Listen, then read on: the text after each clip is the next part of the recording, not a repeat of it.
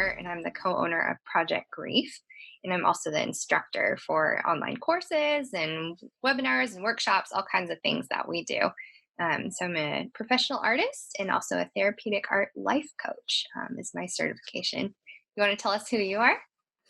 Well, I am a writer and an instructor. I've been a lecturer at Cal State University, Bakersfield for many years teaching writing.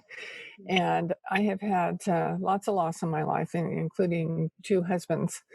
And after the second husband died, I thought I've got to figure out a way to use my writing to help other people because grief is no fun.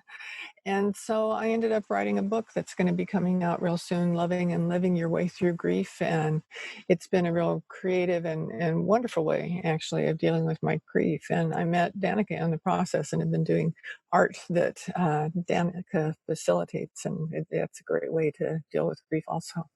My gosh, yeah. Yeah, so I got to read your book in the early stages and I'm really excited for it to come out and yeah, you've just done so well doing like a new medium with the art that I've been able Hmm. to do with you, which is really fun. Yeah. So what we both have in common is our loss experience and that desire to help others and just draw them out from what we've gone through and what we've learned. So your primary medium is writing and mine is art. And it's so cool to be able to share this with people. So we'll actually be able to do some writing in our craft project today, which will be really, Cool.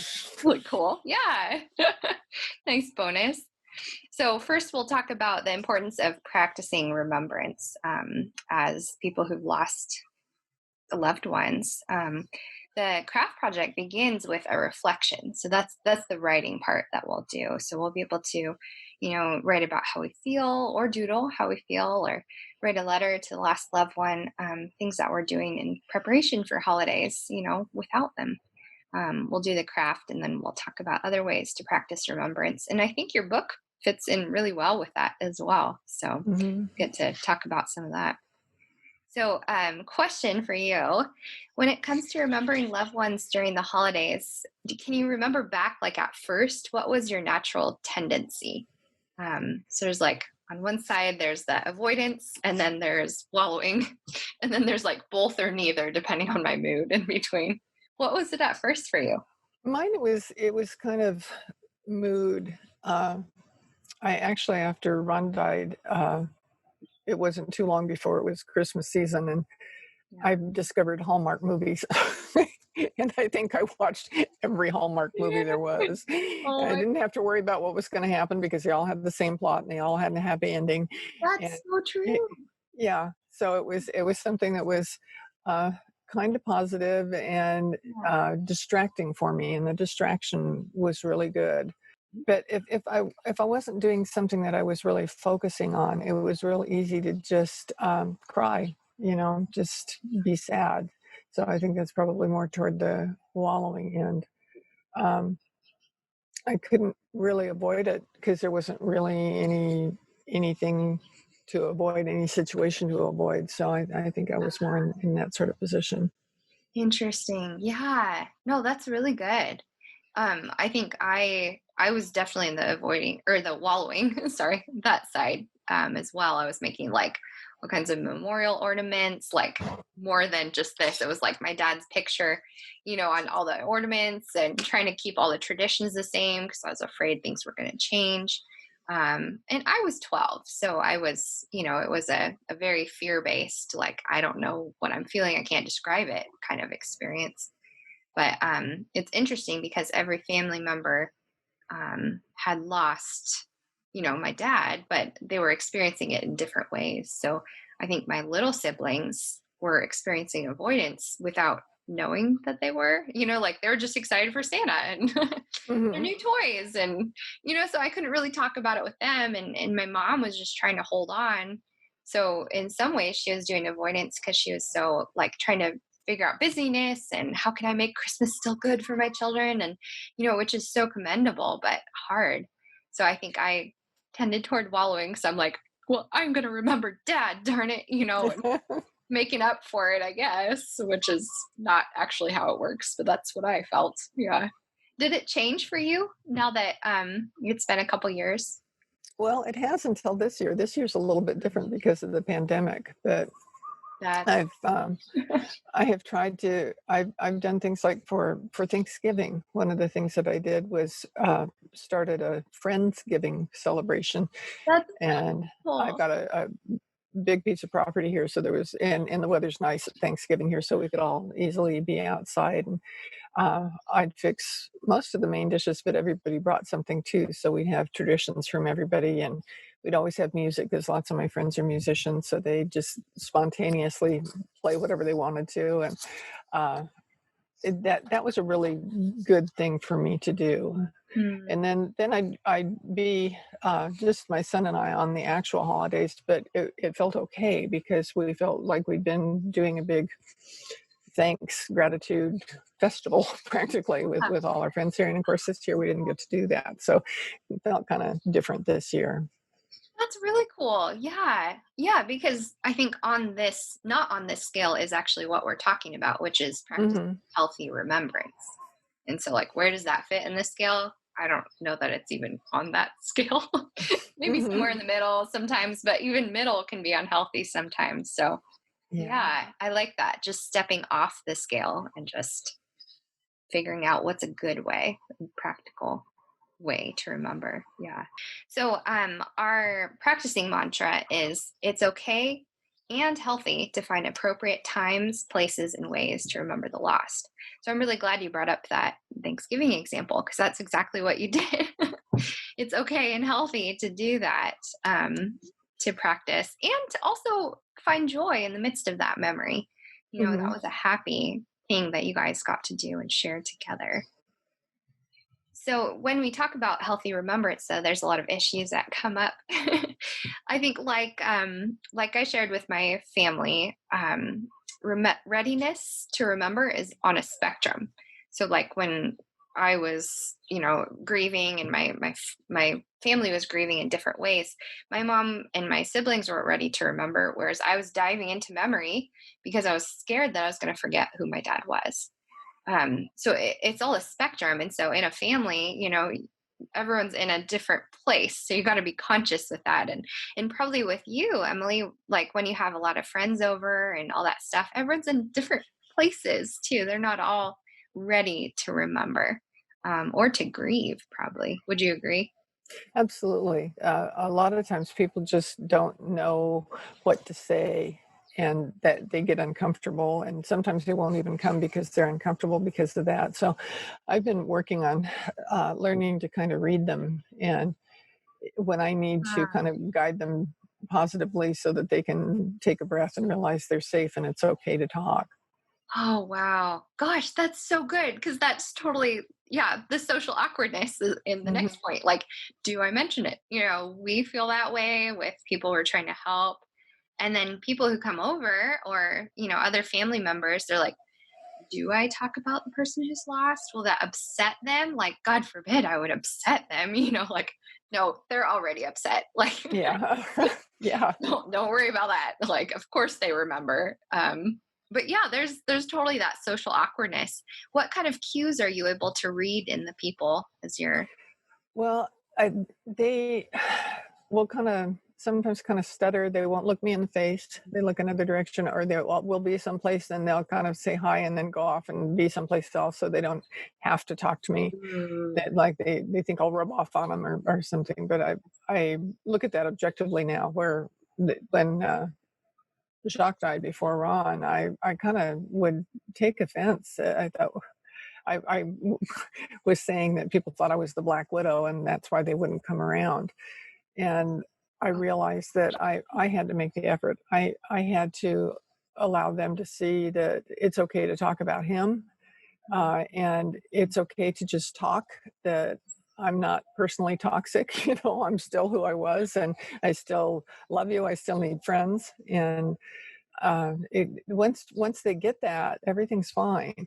But a lot of times it's kind of like a barrier that comes up that you really have to consciously remove instead of just let it be there because it just gets thicker if you don't.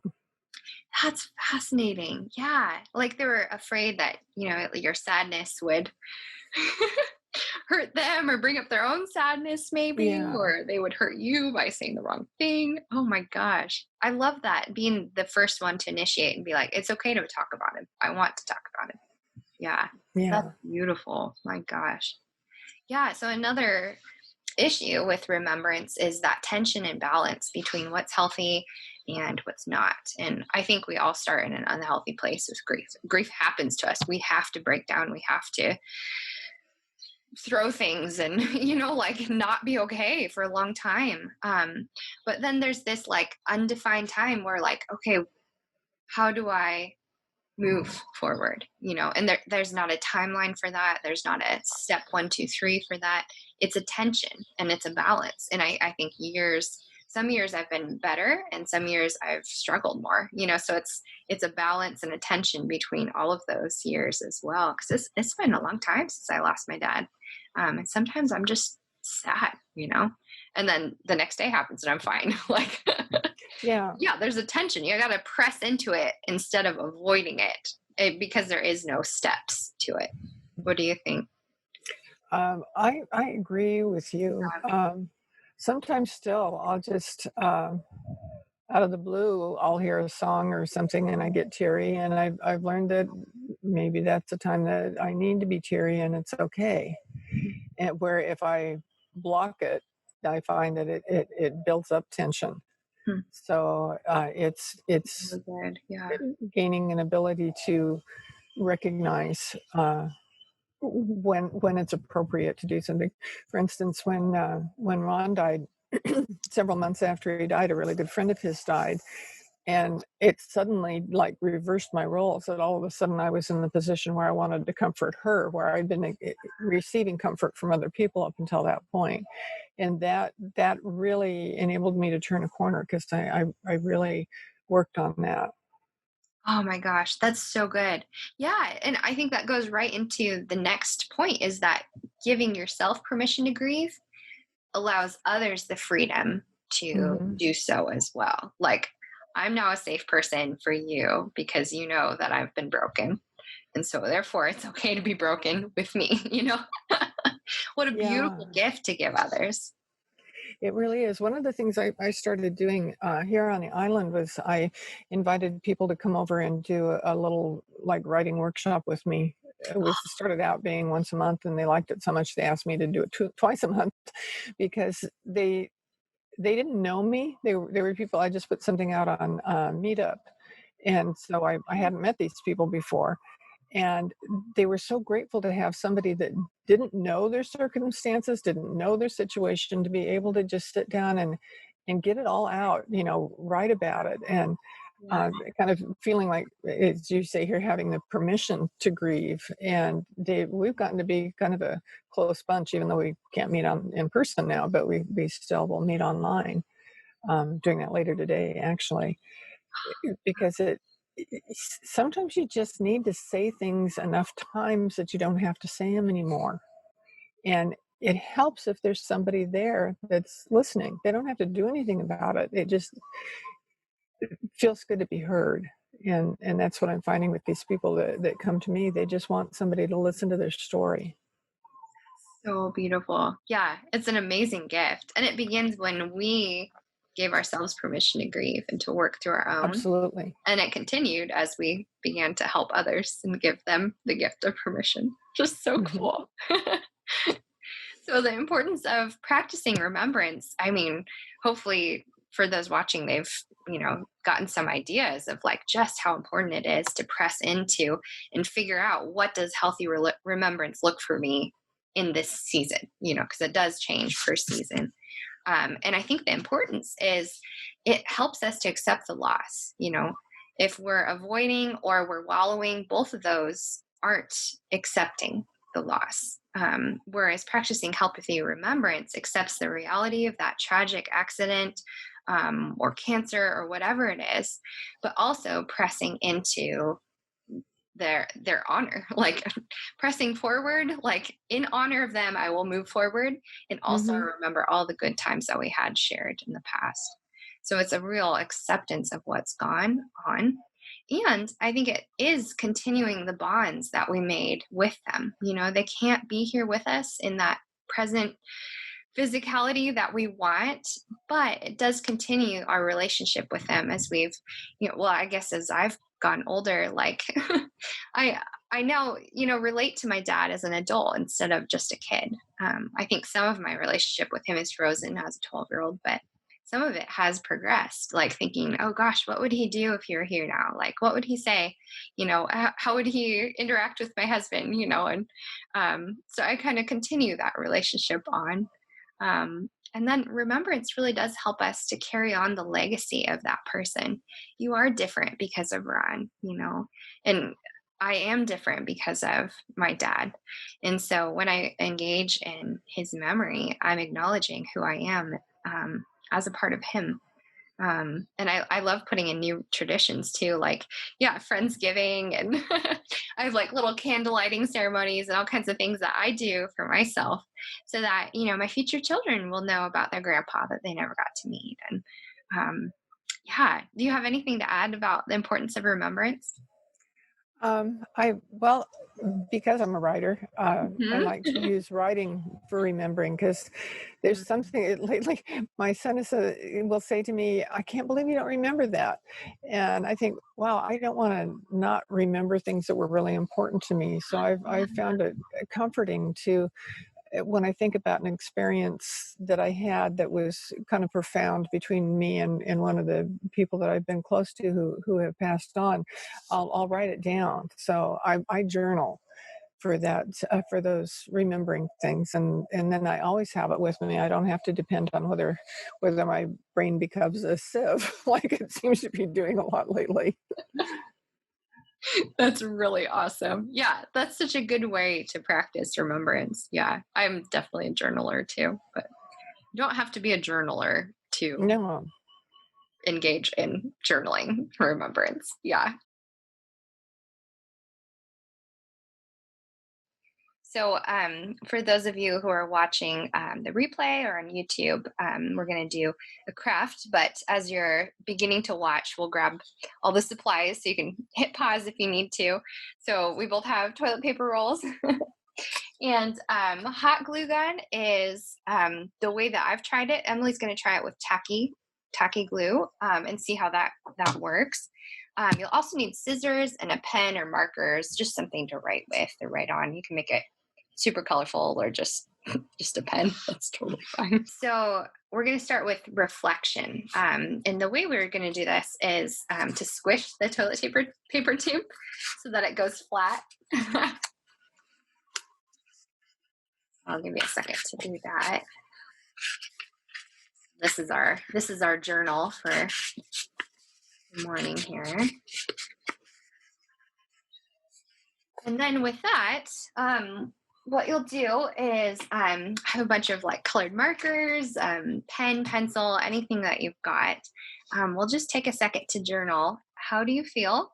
Or what do you want to say to them? So on the left, I did like a doodle to show how I feel. So it's kind of like angry clouds of snow and, like kind of sleet looking. I was kind of emotional that day when I did this example because that was just how I feel. It's sadness. It was just a little bit of numbness too with the cold. And then what do you want to say? I moved into that one next and I wrote, just a cute letter about remembering this one. I was remembering my grandpa. He played Santa Claus for all of my life. So I never thought that Santa Claus was real, but it was better because he was my grandpa. So I miss him a lot during the holidays. So I just wrote a letter to him and getting that out. It's interesting that movement between the doodle and the letter, which was cute, So And we'll take a second to do do you that. want to do one thing on one side and one thing on the other, or do you write around? Yeah, keep it like this is one side, this is one instead of writing around. Okay, great. Yeah, Thank you. that's a great question.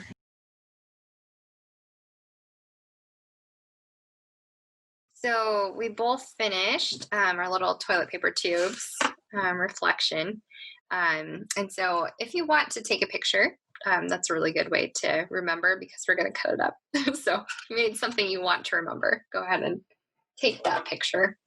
From here, though, we're going to cut this into at least 12 little rings like this. So this one's made out of 12, and I had one extra because I didn't do it precisely. I always eyeball it.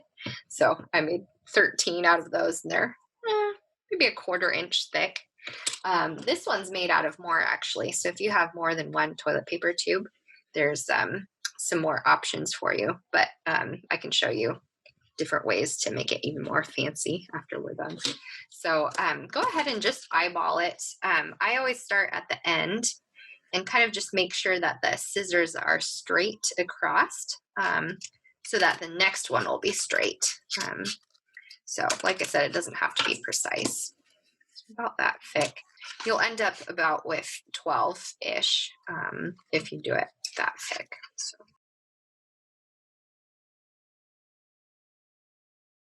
So we need to start with 6 for the main like snowflake shape. So go ahead and grab 6, and then we can set the rest aside and add in more for detail. And what you're going to do, and so this is going to be a trial to see if your tacky glue works, but you'll put glue on each side, just on the tip of one, and then hold one next to it. Okay. So that you've I'm got sure it half would be of a easier flower. with a glue gun bed. Yeah, because it's an instant kind of hold. So we'll see if this works, and if not, that's okay. And you'll basically do the same thing on the other side. So one has glue on each side, and then stick one to each side. I kind of use the table to make sure it's straight-ish. But my table, the glue comes off, so it's possible. One thing I'm noticing with my paper or my toilet paper tube is that it's not real sound. I'm gonna have to glue some of it together Oh no! inside the loops. Is it an eco one? Yeah. I knew it. That's so funny. So I put them all together. Is that okay? Since you did, yeah, I didn't that's notice you were totally doing 2 good. separate. No, you're good. When you're doing the Zoom ones, you don't know how fast to go. So we've got the 6. So from here, go ahead and pull aside 6 more little loops. 1, 2, 3, 4, 5, 6, and you'll flatten it and then fold it in 2. And so you'll have to push so that fold goes because it's thick, the cardboard. So you'll end up with like a little V. So go ahead and do that for 6 of them.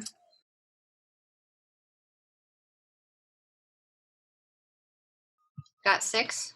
Yeah. Awesome. So from here, you'll do a little glue dab in each of the corners. And I do it one at a time because hot glue dries, but I could probably do more. And stick it in basically as far as it'll go, and then kind of let it open. So it kind of suspends itself in between those two. And repeat for each side.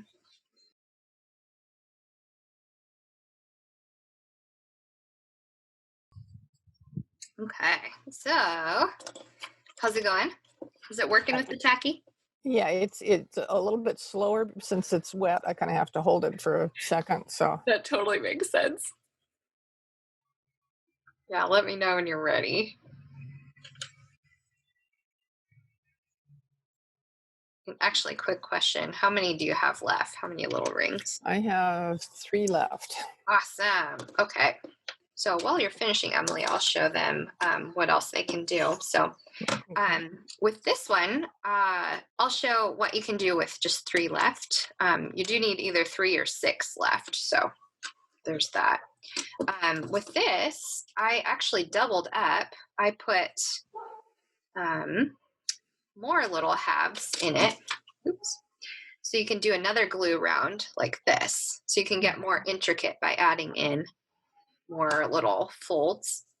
So that's a more intricate way. I did 2 more even. So That's with more than one toilet paper tube for this one, because that's how intricate it is.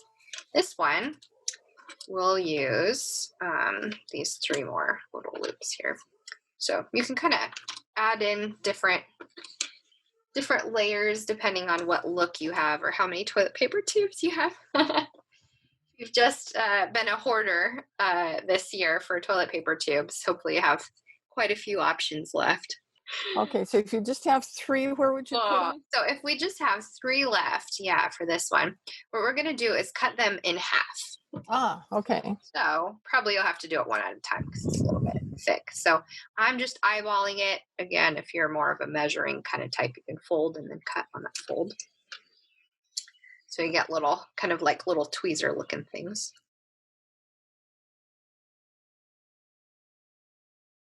So then you just put them in the center of Uh-huh, the other small exactly. one. Yeah. Cool. So putting in a little dab of glue. And I then just love this. This is so much fun. I know, right? And there's so much that you can add. Like when I had that white toilet paper tube, I did this middle one in the white. So it had kind of like an accent point on each of them. And then, like I was saying with this one, you can add more and more folds. Like you can get as intricate as you want. When you add in more layers, it gets pretty heavy and substantial. It's quite pretty, actually.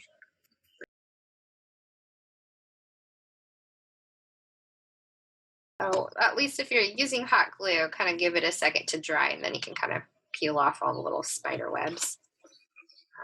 Toss that away. Finish it up.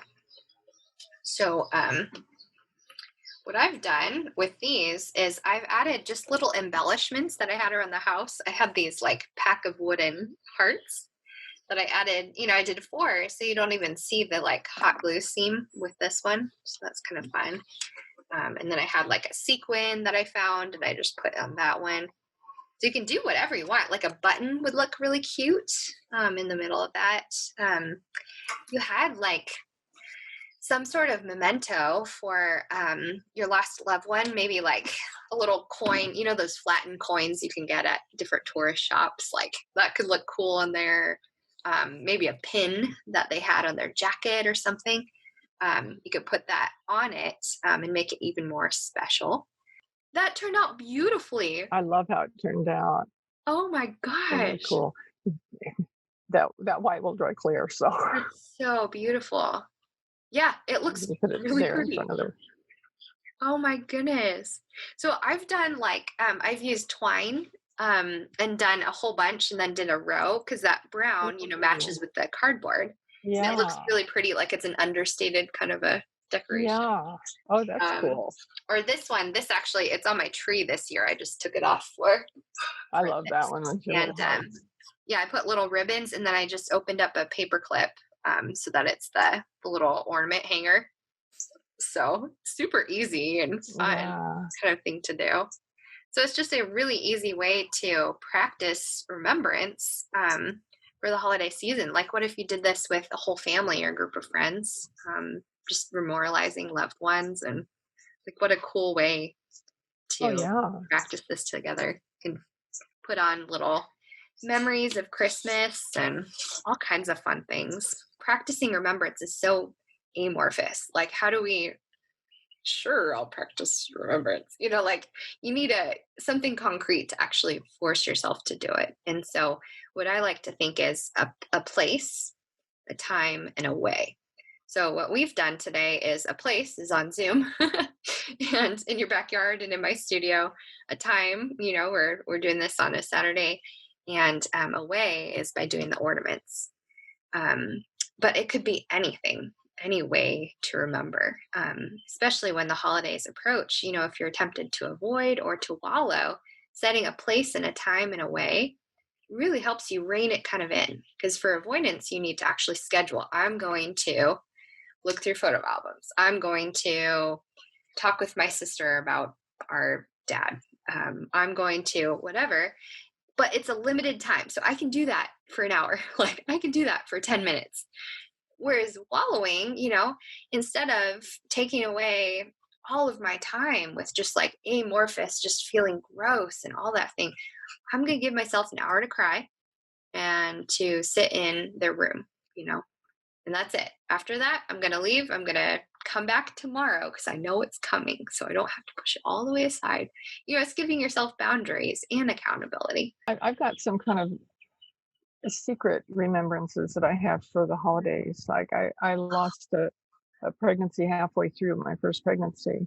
Oh, And I was pregnant still at Christmas. And my mom got me a little tiny red furry stocking to put on the Christmas tree. So I've kept that in remembrance of that baby for all these years.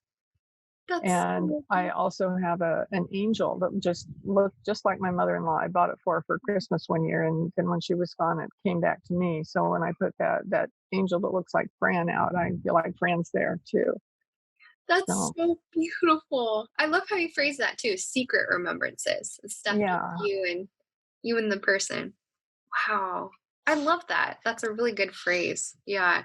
Mm. So I kind of brainstormed like other ideas. And this is from one of my e-courses I talk about, but just to give some helpful ideas to somebody out there. So one is to place a Christmas stocking, shoe, hat, or bowl in a common place in your home, and to cut small strips of paper and leave them with a few pens by the container. So, as the holidays is going on, people just have a free moment. They're like, "Oh, I'm bored with this puzzle or whatever." You can encourage family members or visiting friends to write down the memories and put them I in like that that. container. And then, setting aside a time, a special time, a place away, to sit around and read those for whoever wants to participate, and hear them. So, just a cool collective memory experience, just to use. I mean, we're all at home. Why not just have it out, see what's gathered? So, another idea is to make a loved one's favorite dish for a family meal and offer a toast to them. So maybe something special for Christmas, or a day before Christmas. If that's too much on the day of, do it a different day. You could write the loved one's name on a candle and place it on the table. If that meal is really important to you, you can light it while everyone's there. And it's just there while the rest of the family is gathered for the feast. So just a symbol of their presence with you guys. You can give small gifts to each family member or friend affected by the loss, and then tell them the journal is a private place for them to write down, a secret place, to write down the thoughts and memories of the loved one. So, do you have any other things that you would recommend to others? Yeah, I like all of those. I do for me personally Mhm. meditation on like Christmas Eve, uh, where I'm just remembering them and thinking about them and Oh, wow. taking some time with them. Mm. So it's kind of a private thing as Yeah, opposed to an external thing. that's so cool. So it's your own ceremony. Yeah, Yeah, a beautiful. personal little ceremony just for them. Do you like light a candle? Do you write to them? Do you? I'll do things like that. I usually end up writing because I write everything, you know. Because you're right.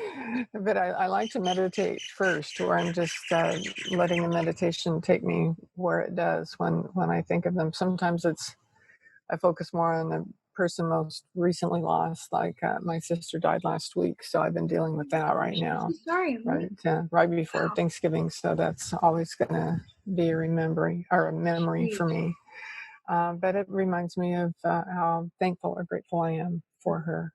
Yeah. So, but then sometimes they go way back to my grandma that I spent so much time with when I was young. She died when I was 13, so I didn't get to have her for a lot of my life. And I have very fond memories of her, and it's nice at the holidays to just Yeah.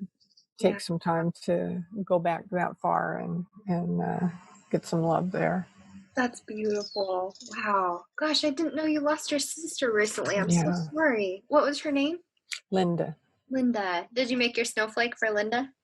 Yeah, I did actually. That's beautiful. Wow. Hmm. I bet she would have loved that. She would. She loved things like that. Oh, thank you for sharing. So, just as a conclusion, for those of you who are watching, for you and I, Emily, just taking just a second to think, okay, what's the next thing that I'll do? When is a place, a time, and a way that I can remember my lost loved one this week or this month, or today. Maybe there's nothing else to do. So we'll just take 1 second just to breathe and just think and set an intention in your mind.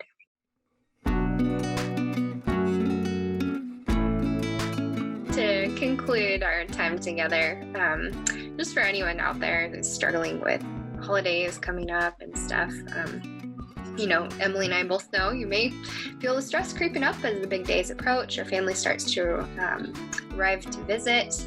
Hopefully not too many family because it's a pandemic. But we know that grief doesn't have to steal every moment of the holidays. It really doesn't. Even if you're scared it's going to overwhelm you, it won't. It will feel overwhelming, but it won't take everything. And so this is our kind of like ending blessing toast, toast without anything to drink for us today is, may you find that the holiday season is less stressful than you expected, that creatively working through your grief works better than avoiding it, and that sadness and joy can go hand in hand, making your holidays even more meaningful. So with that, this is how you can contact me if you did a snowflake. I'd love to see, send a picture, support at projectgrief.org. You can follow me on projectgrief.org on Facebook or Project Grief Art on Instagram. How can we get a hold of you, Emily? Through my website at lovingandlivingyourwaythroughgrief.com, or you can email me at emily@lovingandlivingyourwaythroughgrief.com. Awesome. .com. Yes. Thanks so much for joining me, Emily. Thank you. This was just wonderful. I really enjoyed it. Thank you. Yeah. And to all those out there celebrating the holidays without a loved one, we're here for you. Thank you. Bye.